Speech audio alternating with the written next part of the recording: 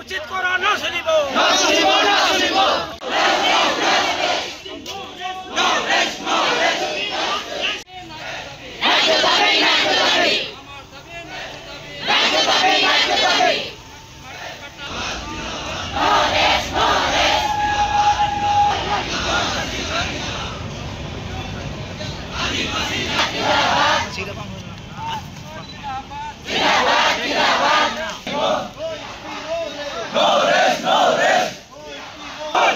Legal demand fulfill.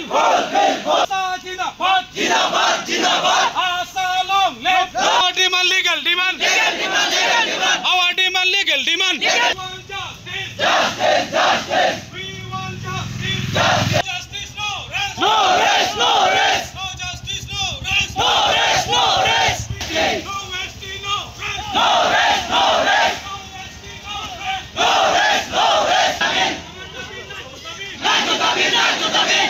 তো আজি আমার ধর্ণা কার্য হচ্ছে অংশগ্রহণ করার কারণে হয় যেহেতু আজি আমার কেন্দ্রীয় সমিতির নির্দেশ মর্মে সদৌ অসম আদিবাসী ছাত্র সন্থায় আজির দিনত গোটাই অসমৰ প্ৰত্যেক জিলা আয়ুক্ত কাৰ্যালয়ত ধৰ্ণা কাৰ্যসূচী ৰূপায়ণ কৰিছো আৰু ধৰ্ণা কাৰ্যসূচী ৰূপায়ণ কৰাৰ আমাৰ দাবিসমূহ হৈছে প্ৰথমতে আমাৰ জনজাতিকৰণ যেহেতু আমি পূৰ্বপুৰুষৰ পৰা ইয়াত বাসিন্দা হয় আৰু আমি খিলঞ্জীয়া হয় তথাপি আজিলৈকে আমাৰ যোনটো পাব লাগে আমাৰ দাবি এই দাবিটা আজিলৈকে পাবলৈ সক্ষম হোৱা নাই যেতিয়া 2014 আৰু 2016 চনত প্ৰধানমন্ত্ৰী আমাৰ নৰেন্দ্ৰ মোদী ছাৰ ডাঙৰীয়া কোকৰাঝাৰত আহিছিল তেতিয়াও কৈ গৈছিল যে আমাক আহাৰ লগে লগে 6 মাহৰ ভিতৰত আদিবাসীসকলক জনজাতিকৰণ কৰা হ'ব কিন্তু কেইটা 6 মাহ অকলি গ'ল আজিলৈকে আমি জনজাতিকৰণৰ প্ৰক্ৰিয়াটো চাবলৈ পোৱা নাই লগতে আজি আমি ধিক্কাৰ দিছোঁ এই ধৰ্ণা কাৰ্যসূচীৰ পৰা বিটিসি চৰকাৰক যেহেতু বিটিসি চৰকাৰে ইচ্ছা কৰিলে 1-2 দিনৰ ভিতৰত বা 1-2 সেকেন্ডৰ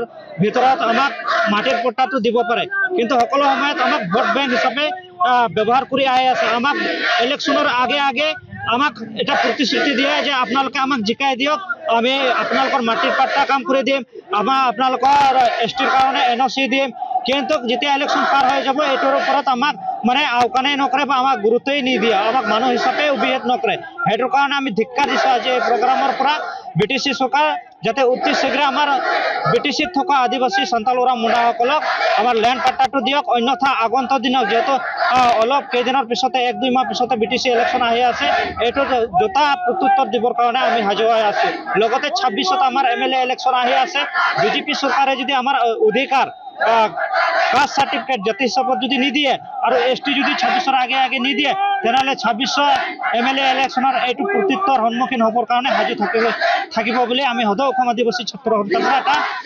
প্ৰতিক্ৰিয়া দিলো।